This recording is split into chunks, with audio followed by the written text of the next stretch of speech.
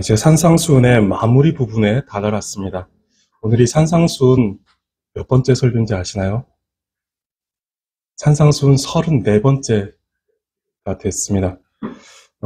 꽤 긴 시간 동안 우리가 산상수훈에 대해서, 산상수훈의 말씀을 가지고 함께 말씀을 나누었는데, 이제 오늘 본문인 13절부터는 어떤 교훈을 더해주시는 내용이 아니라 지금까지의 교훈들을 일상에서 실천하고 적용해야 할 그 필요성과 또 그 중요성을 강조하시는 내용이 이 13절부터 마지막까지 이제 이어지는 것입니다. 예수님은 산상수훈을 마무리하시면서 이제 가장 먼저 우리에게 하시는 말씀이 좁은 문으로 들어가라 라는 것입니다. 그 긴 예수님의 그 가르침 끝에 이제 마지막에 하시는 말씀, 좁은 문으로 들어가라 라는 것이죠. 그리고 예수님은 두 가지 문과 두 가지 길의 대조를 통해 말씀하십니다. 멸망으로 인도하는 큰 문, 그리고 그 문으로 들어가면 나타나는 넓은 길이 있습니다. 그리고 그 문으로 많은 사람들이 들어가 그 길로 걸어갑니다.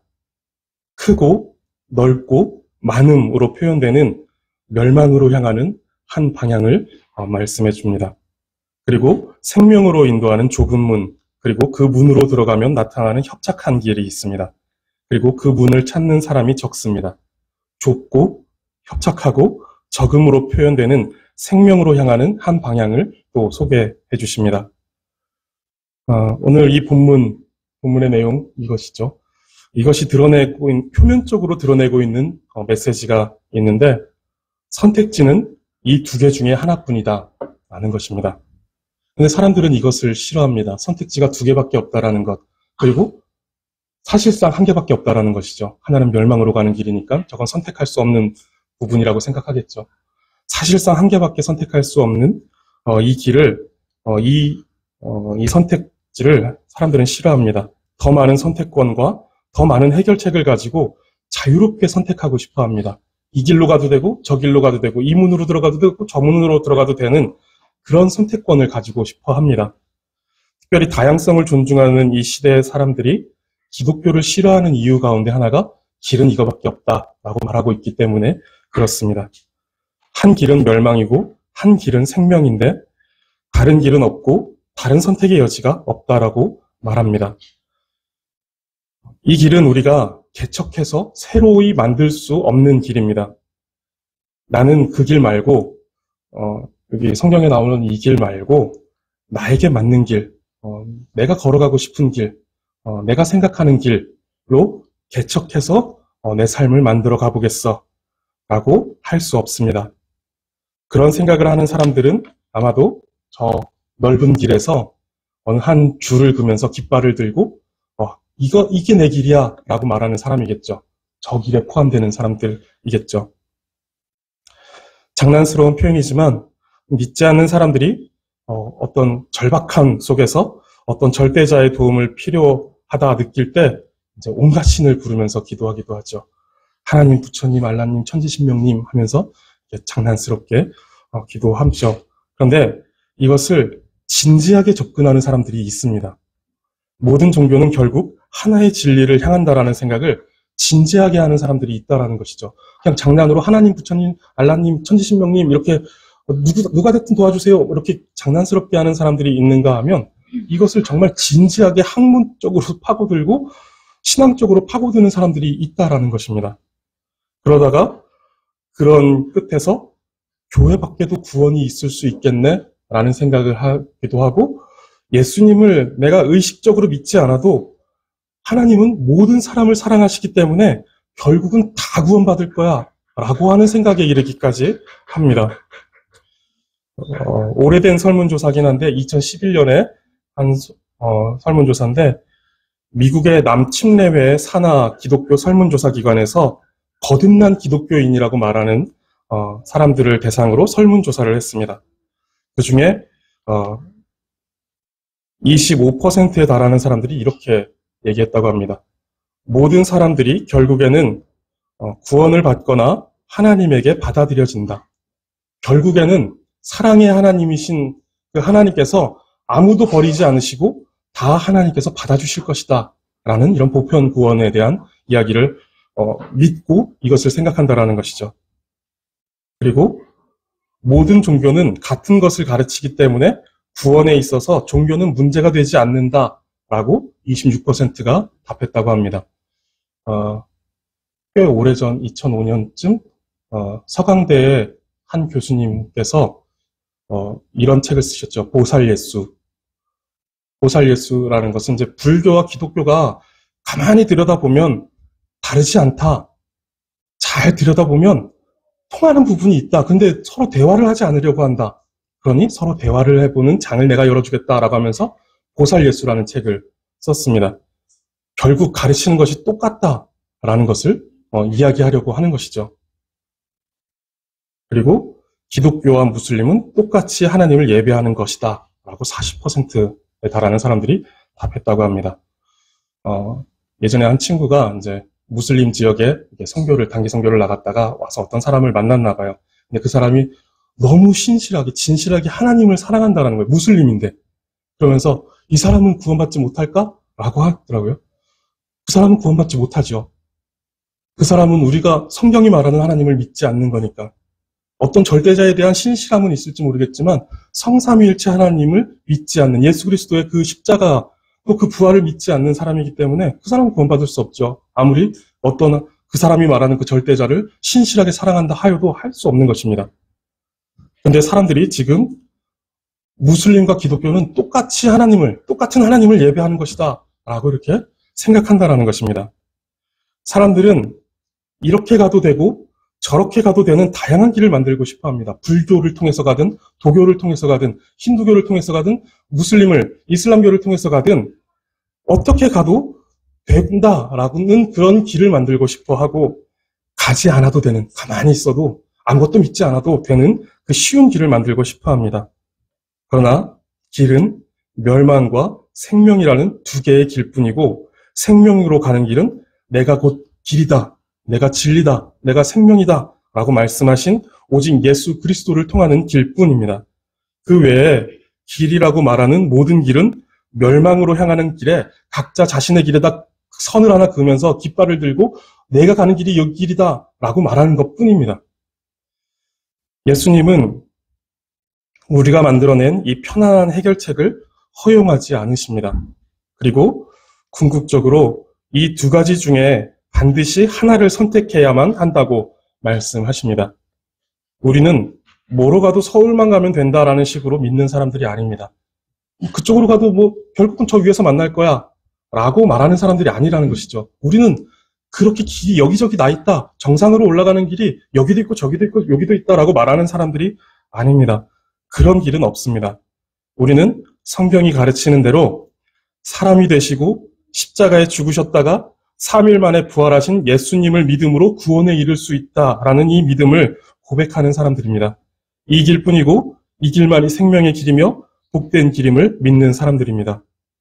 가장 기본이 되는 이 신앙 고백에서 일치하지 않으면 우리는 함께 갈 수 없습니다. 그 길을 인정해 줄 수가 없습니다. 다른 길을 가고 있기 때문입니다. 그런데 이 고백하는 핵심 교리에서 일치가 되지 않음에도 불구하고 어떻게 해서든 화합하고자 연합하고자 하는 것은 성경이 말하는 내용들을 지나치게 포괄적으로 이해하여 성경이 허용하지도 않고 있는 다양한 길을 만들어버리는 것이죠. 너가 믿는 예수님은 이래? 내가 믿는 예수님은 이래. 예수님께서 하신 일이 이래? 나는 이런데? 근데 우리 예수님 믿는 건 똑같잖아. 그러니까 우리 하나 되자.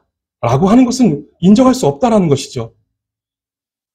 성경이 하나됨을 말씀하지만 그보다 먼저 거룩함, 구별됨을 말씀합니다. 그리고 그 구별된 자들의 하나됨, 그들의 연합을 기뻐하시는 것입니다. 그저 화합과 일치라는 그 2차적인, 그 부차적인 가치를 주장하며 다양한 가능성을 열어놓으려는 시도는 더 편안하고 쉬운 길을 가려는 인간들의 그릇된 욕구일 뿐입니다. 불교라는 길, 이슬람이라는 길, 힌두교라는 길, 과학이라는 길, 철학이라는 길, 윤리라는 길, 이런 길들로는 생명으로 인도받을 수 없습니다. 오직 예수 그리스도 외에 다른 길은 없습니다. 우리는 이것을 생각해야 됩니다. 오늘 본문이 표면적으로 드러내고 있는 오직 한 길밖에 없다라는 것, 우리는 이것을 생각해야 합니다. 다시 본문으로 돌아와서 예수님께서 비유로 말씀하시는 이 내용을 우리가 머릿속에 한번 그려봤으면 좋겠습니다. 이 내용을 머릿속에 한번 제가 그림으로 도움을 드릴게요. 한번 생각해 보시기 바랍니다. 두 개의 문이 있습니다. 하나는 문이 크고 그 안을 들여다보니까 넓은 길이 펼쳐져 있습니다. 그리고 그 옆에를 보니까 문이 좁고 그 안을 보니까 좁은 길이 펼쳐져 있습니다. 큰 문으로 들어가는 사람들을 보니까 사람들이 아주 쉽게 들어갑니다. 그 문에는 일단 사람들이 많이 우르르 몰려 들어가고 있고 각자 다양한 방법으로 자기 생각과 자기 성향에 따라서 별다른 어려움 없이 그 문을 통과하고 있습니다. 그런데 좁은 문으로 들어가는 사람들을 보니까 일단 들어가는 사람들이 좀 불편해 보입니다. 보니까 아무것도 가지고 들어갈 수가 없습니다. 심지어 문 옆에는 이렇게 쓰여 있습니다. 여러분 자신을 밖에 두고 오십시오. 라고 적혀 있습니다. 그 좁은 문으로는 여러 가지 즐기던 쾌락과 세속적인 것, 타락한 성품, 내 고집, 내 성향, 내 자아를 등에 짊어지고는 통과할 수 없는 문입니다. 그리고 문 저 안쪽에서 어떤 소리가 들려오는데 누구든지 나를 따라오려거든 자기를 부인하고 자기를 버리고 자기 십자가를 지고 나를 따를 것이라 라고 이렇게 저 안쪽에서 예수님의 음성이 들려오는 것이죠.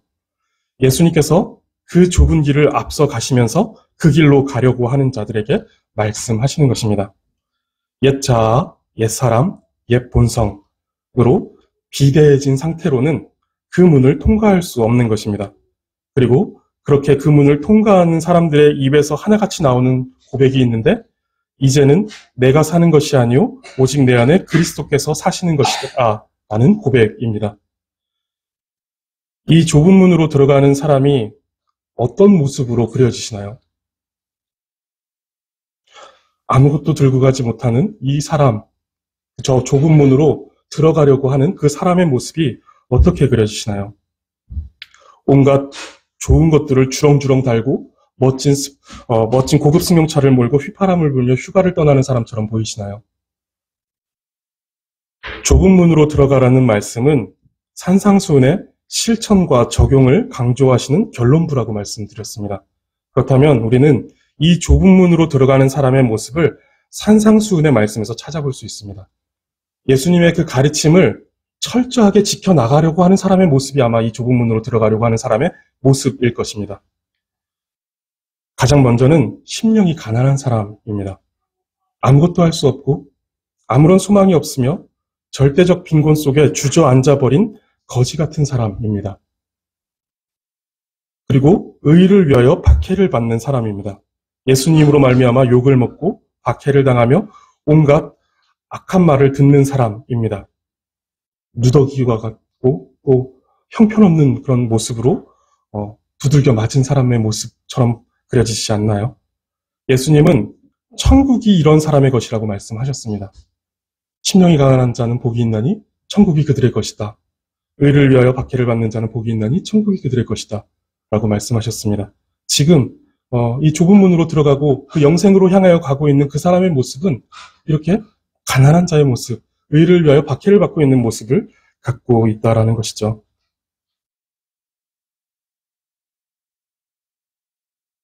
심령이 가난한 거지 같은 사람, 아무것도 가진 것이 없는 그 사람이 그 좁은 문을 통과하고 있고 욕을 먹고 박해를 당하고 악한 말을 들어도 반격할 자아가 없는 사람이 지금 이 좁은 문을 통과하고 있는 것입니다. 오른뺨을 맞았는데 나는 이 수치에 대하여 되갚아줄 의지가 없다라는 생각으로 왼뺨을 돌려대는 사람이 지금 여기를 통과하고 있는 것입니다. 악한 자에게 부당한 일을 당해서 억울하게 속옷을 빼앗기는 일이 발생하는데 거기서 오히려 그 사람에게 어떤 무언가를 나 억울하다라고 대항하지 않고 겉옷까지 내어주는, 그러면서 세상의 원리와는 다른 원수까지도 사랑하라는 그 하늘의 원리로 살아가는 사람이 이 좁은 문으로 들어가고 있는 것입니다. 보물을 땅에 쌓아두고 자신을 살찌우는 사람이 아니라 보물을 하늘에 쌓아두며 자신을 비우는 사람이 지금 이 좁은 문을 들어가고 있습니다. 온갖 염려로 자기 왕국을 구하는 사람이 아니라 하나님의 나라와 의를 먼저 구하고 공중의 새와 들의 백합화를 먹이시고 입히시는 그 하나님을 바라보는 사람, 그 사람이 지금 좁은 문으로 들어가고 있는 사람입니다. 우리는 좁은 문으로 들어오라는 예수님의 초대를 받은 사람들입니다. 좁은 문으로 들어가는 것은 쉽지 않습니다. 그 문은 두 사람이 통과할 만큼 넉넉하지 않습니다. 홀로 가야 하는 길이고 옛 자아조차도 데려갈 수 없는 길입니다. 옛사람은 문 밖에 두고 들어가야 합니다. 그 문을 들어가기 위해 우리는 어떤 각오까지 해야 하는가 하면 옳은 눈이 우리를 실족하게 하면 빼버릴 각오, 오른손이 우리를 실족해 하면 그 오른손을 찍어내버릴 각오로 그 문에 들어가기를 힘써야 합니다. 아무 것이나 보고 아무 것이나 만지는 정욕적인 눈과 손이 문에 걸려서 들어가지 못한다면 나는 못 들어가나 보다. 넓은 길로 가야겠다. 저 길로 가면은 그냥 들어갈 수 있겠네. 라고 하는 그런 것이 아니라 그 정욕적인 자아를 빼내고 찍어버려서라도 좁은 문으로 들어가야 한다라는 각오가 우리에게 있어야 한다라는 것이죠. 그렇다고 내 힘과 내 노력으로 구원을 얻는다라는 이런 자력 구원을 말씀드리는 것이 아닙니다. 하나님께서 우리에게 은혜를 주시고 그 은혜로 우리는 구원을 받습니다. 그런데 그 은혜에 대한 마땅한 반응이 그렇다라는 것이죠. 하나님께서 은혜를 주셨으니 이 정욕적인 내 눈, 정욕적인 내 손, 이것은 내가 없애서라도 내가 하나님을 향하여 나가겠다라는 이런 은혜에 대한 온전한 반응이 있어야 된다라는 것이죠. 이 은혜에 대한 대가가 꼭 너무 가혹하다라고 여겨지십니까? 영국의 유명한 캠브리지 대학의 소위 캠브리지 7인이라는 청년들이 있었습니다. 그들 가운데 찰스 토마스 스터드라는 사람이 있었는데 그는 이제 부유한 가문에 아시다시피 캠브리지라는 명문 대학을 나왔습니다. 그리고 유명한 스포츠 스타였습니다. 그리고 이후로는 이 사람의 앞길은 창창대로로 열려져 있는 사람이었습니다. 그런 그가 어느 날 중국 오지 선교를 결심하게 되고 또 모두의 반대를 무릅쓰고 25살의 나이로 중국의 선교를 떠나게 됩니다. 10년간 중국에서 온갖 어려움을 겪고 생명의 위협을 받으며 사역을 하다가 건강이 악화되어 영국으로 돌아옵니다. 그리고 몇 년 뒤 다시 인도로 선교를 나가게 되는데 그러나 거기서도 또다시 건강이 악화되어 6년 뒤에 영국으로 다시 돌아옵니다. 그렇게 영국으로 돌아와서 이제 순회하며 설교하는 일들을 하는데 그러던 중에 그의 눈에 식인종은 선교사를 원한다라는 벽보를 보고 그의 가슴이 뛰기 시작합니다.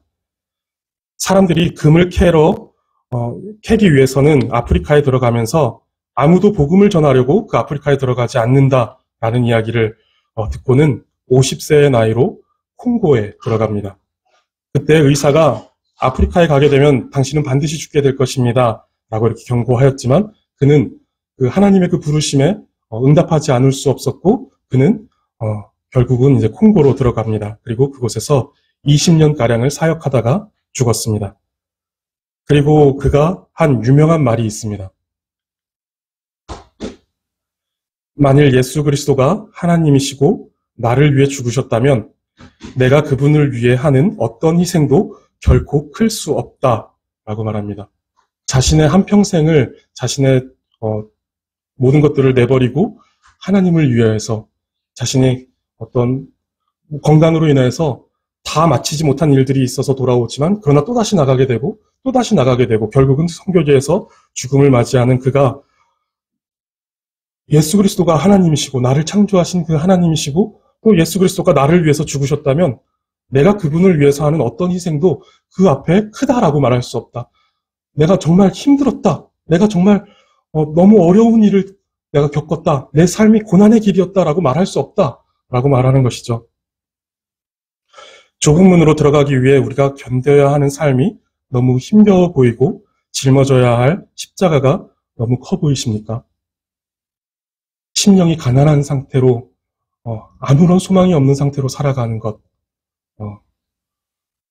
박해를 받지만 반격할 자아가 없어서 그저 가만히 박해를 당하고 있는 우리의 모습, 이렇게 살아가야 하는 우리 그리스도인의 삶의 모습이 너무 힘겨워 보이고 너무 그 십자가가 너무 커 보이십니까?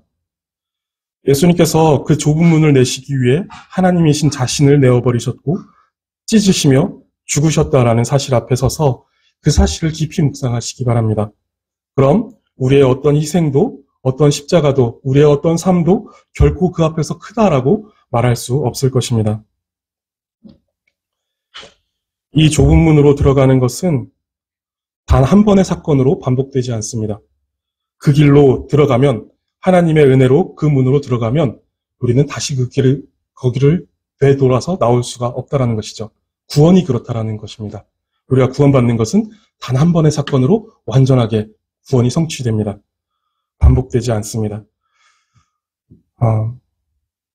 이 문을 통과하는 자체가 너무 어렵고 힘든 일이라고 생각될지 모르겠지만 그래서 그 문을 통과하면 넓은 길이 펼쳐지는 반전을 기대할지 모르겠지만 반전은 없습니다.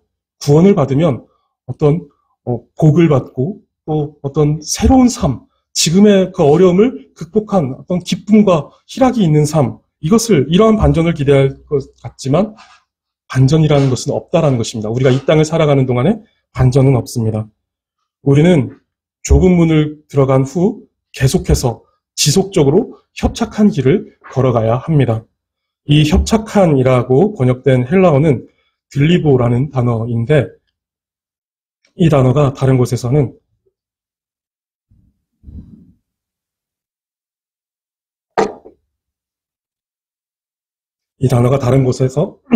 고린도후서 4장 8절에서는 우겨싸다라는 우겨싸다라는 말로 번역이 되었고 고린도후서 1장 6절에서는 환난당하다라는 말로 번역이 됐습니다. 협착하다라는 것이 압박하다, 우겨싸다, 우리를 환난을 당하다라는 그런 의미다라는 것이죠. 협착한 길은 우겨쌈을 당하는 길이고 환난을 당하는 길이다라는 것입니다. 어떤 길을 걸어가야 하는지 감이 오시나요? 예상이 되시나요? 모두가 편안하고 쉽고 또 넓은 길로 들어갈 때 그것을 거부하고 모든 것을 내던지고 좁은 문으로 들어온 결과가 계속되는 가난함이고 계속되는 환난이고 계속되는 모욕이고 계속되는 억울함이다 라는 것입니다. 이 길을 계속 걸어갈 수 있으시겠습니까? 부유한 나라의 성도는 고난이 닥치면 이렇게 기도한다고 합니다. 이 고난이 속히 지나가게 하옵소서라고 기도한다고 합니다. 그런데 정말 어려운 상황 속에서 그 삶 자체가 어렵고 환난이고 고난인 그 사람들에게 또 다른 어떤 고난이 닥쳐오면 이 사람들은 이렇게 기도한다고 합니다. 이 고난을 이길 힘을 주시옵소서라고 기도한다고 합니다. 고난이 삶에 늘 있다는 것을 온몸으로 알고 있는 것입니다. 그럼 고난이 없어지기를 기도하는 것이 아니라 그것은 있을 수 없는 일이니까 그렇게 기도하는 것이 아니라 이길 힘을 달라고 고난이 내 삶에 있는 것은 어쩔 수 없는데 그러나 이 고난에 넘어지지 않고 고난을 이길 힘을 달라고 기도한다라는 것입니다. 왜 나만 이런 고난을 주시나요가 아니라 그 고난으로 내가 걷는 이 길이 협착한 길이고 생명으로 인도하는 길이구나라는 것을 확인한다라는 것입니다. 그냥 살다 보면 누구나 당하는 그런 고난을 말하는 것이 아닙니다. 그리스도로 인하여 당하는 고난을 말하는 것입니다. 사업을 하다가 경쟁에 밀려서 주춤하는 것으로 고난당한다라고 말할 수 없습니다. 중요한 시험을 앞두고 감기에 걸린 것으로 인해서 시험을 망친 것이 고난당한다라고 말할 수 없다라는 것입니다. 간혹 모든 일을 영적으로 풀어야만 속이 시원한 분들이 계신 것 같습니다. 그래서 사탄이 내 사업을 어렵게 만들었다. 사탄이 나를 감기에 걸리게 해서 시험을 망치게 했다. 이렇게 해석을 해야만 속이 시원한 분들이 계신다라는 것이죠. 전혀 틀리다라고는 할 수 없습니다. 사탄이 우리를 방해할 수 있습니다. 그러나 모든 것을 그렇게 이해하려고 하면 지나친 책임 전가로 인해서 내가 그런 게 아니라 사탄이 그런 거야 라고 하면서 자신을 돌아보지 못할 수도 있고 고난에 대한 잘못된 이해로 우리가 그리스도인으로 당하는 고난을 너무 가볍게 여기게 될 수도 있다라는 것입니다. 사탄은 우리를 크게 두 가지 면에서 공격합니다. 하나는 우리가 예수 그리스도를 믿지 못하도록 공격합니다. 그리고 또 하나는 우리가 예수님을 제대로 믿지 못하도록 공격합니다. 우리의 사업의 실패와 성공, 우리 시험을 잘 보고 못 보고 따위에는 사탄이 관심이 없습니다. 우리가 관심이 있어서 사업이 주춤하면 사탄이 나를 어떻게 하나 보다. 거기에 사탄은 관심이 없습니다. 좁은 문으로 들어가느냐, 협착한 길을 잘 견디며 걸어가고 있느냐, 여기에 사탄이 관심을 갖고 우리를 거기서 넘어지게 만들려고 하는 것이죠. 철로역정이라는 책을 보면 멸망의 도시에 살아가던 크리스찬이라는 사람이 나옵니다. 그가 어느 날 한 권의 책을 발견하게 되는데 그 책을 통해서 천국이라는 도시가 존재한다는 것을 알게 됩니다. 그리고 자신이 살고 있는 그 멸망의 도시가 곧 불바다로 변할 것이다 라는 사실을 알게 되고 그는 천국을 향하여 믿음의 여정을 떠납니다. 가는 길이 쉽지 않고 험난했습니다. 가는 길에 많은 유혹도 있었고 위험도 있었습니다. 한 번은 가는 길에 겁쟁이와 의심쟁이를 만납니다. 그들은 길을 반대로 걸어오고 있습니다. 겁쟁이와 의심쟁이가 크리스찬이 가는 길에 반대 방향으로 이렇게 걸어오고 있는 것이죠. 천국을 등지고 걸어오고 있다라는 것이죠. 그러면서 이제 고개를 흔들면서 여긴 아닌 것 같아 라는 식의 제스처를 취하면서 걸어 내려오고 있었습니다. 반대로 내려오고 있는 그들을 보고 크리스찬은 이 길만이 옳은 길인데 어디로 가십니까? 그릇된 길로 가지 마십시오 라고 이렇게 말합니다. 그러자 이제 겁쟁이가 그 길로 가면 크리스찬에게 말하는 것이죠. 그 길로 가면 사자와 귀신들과 온갖 위험이 도사리고 있어. 그릇된 길로 가는 사람은 우리가 아니라 당신이요 라고 이렇게 말을 합니다. 크리스찬은 그러나 이 땅의 주인께서 모든 위험으로부터 우리를 보호하실 것입니다 라고 이렇게 말합니다. 그러자 이번에는 의심쟁이가 말합니다. 보호 같은 소리 하지 마시오. 만약 사자가 잠에 들지 않았다라면 우리는 그 사자에게 갈기갈기 찢겨졌을 거예요. 당신도 더 늦기 전에 내려가는 게 좋을 거예요. 더 가봤자 이루어올 것이 하나도 없습니다 라고 이렇게 말합니다. 크리스찬은 반대로 걸어가는 그들의 그 뒷모습을 바라보면서 잠시 고민에 빠집니다. 그러나 그 길로 가도 이루어올 것이 없는 것은 마찬가지이다라는 생각을 하고 다시 가던 길을 그대로 걸어가기로 결정합니다. 그렇게 계속 걸어간 크리스찬이 마주친 것은 아름다운 궁전 앞에 으르렁거리고 있는 무시무시한 사자 2마리였습니다. 보시면 길이 좁고 그 길 양쪽으로 사자가 서 있고 저 뒤로 아름다운 궁전이 서 있죠. 겁쟁이와 의심쟁이가 말한 그대로였습니다. 크리스찬은 그 사자들을 보고 두려움에 뒷걸음질하고 있었습니다. 그런 크리스찬을 아름다운 궁전의 문지기가 부릅니다. 당신은 그렇게도 용기가 없소. 사자는 묶여있으니 길 가운데로 걸어오시오. 그럼 됩니다. 라고 말합니다. 우리가 걷는 협착한 길에는 고난이 있고 어려움이 있습니다. 그리고 우리를 유혹하는 일들이 있습니다. 베드로 사도는 그 길가에서 악한 사탄 마귀가 우는 사자와 같이 삼킬 자를 찾고 있다라고 말합니다. 그리고 베드로는 그 말을 하기 전에 그 앞에 5장 8절에서 우는 사자와 같이 우리를 삼키려고 찾고 있다라고 하는데 그 앞에 7절에서 이런 말을 합니다. 너희 염려를 다 주께 맡기라. 이는 그가 너희를 돌보심이라. 우리가 협착한 길을 걸어갈 때 으르렁거리는 사자를 만날 것이고 또 그때 겁쟁이와 의심쟁이 같은 두려움과 불신이 우리를 찾아올 것입니다. 그래서 우리를 두렵게 할 것이고 또 우리로 하여금 하나님이 우리를 보호하지 않으실 것이다. 우리는 저 길로 가다가는 분명히 저 사자들에게 찢겨 죽을 것이다. 라고 하면서 우리를 넘어뜨리려고 할 것입니다. 그러나 우리가 이 길을 가는 동안에 생기는 모든 두려움과 의심을 모두 주께 맡기시기 바랍니다. 이 사자는 우리를 어찌할 수 없을 어떤 쇠사슬에 묶여있는 자들이죠. 사탄은 우리를 어떻게 할 수 없습니다. 우리가 이 좁은 길로 걸어갈 때 우리를 두렵게 할 수는 있지만 우리를 죽일 수는 없다라는 것이죠. 그래서 베드로는 모든 두려움과 의심을 다 주께 맡겨버리라 라고 이렇게 말씀합니다.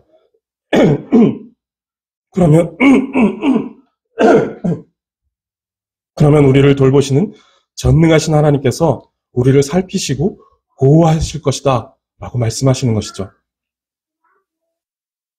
우리는 자주 실패하고 넘어질 것입니다.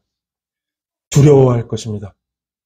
겁쟁이가 와서 우리에게 말하면 그 말에 우리가 넘어져서 좌절하면서 두려워할 것입니다. 의심쟁이가 찾아와서 우리에게 불신을 심어주면 정말 그런가? 라고 하면서 우리의 마음이 흔들릴 것입니다. 그러나 넘어지고 두려워한다라는 것이 넓은 길로 되돌아간다라는 것을 의미하는 것은 아닙니다. 넘어진 그 자리는 여전히 협착한 길입니다. 우리는 협착한 길 위에서 넘어지는 것이죠. 우리는 좁은 문으로 그리스도께서 우리를 들어오게 하셨으니 우리는 그 좁은 문 밖으로 나갈 수가 없는 자들이고 우리는 협착한 길 가운데 서 있을 거라는 거예요. 그러나 거기서 우리는 두려워하게 될 수도 있고 거기서 넘어질 수도 있고 거기서 그 사자 앞에서 벌벌 떨면서 뒷걸음질 치려고 할 수도 있다라는 것입니다.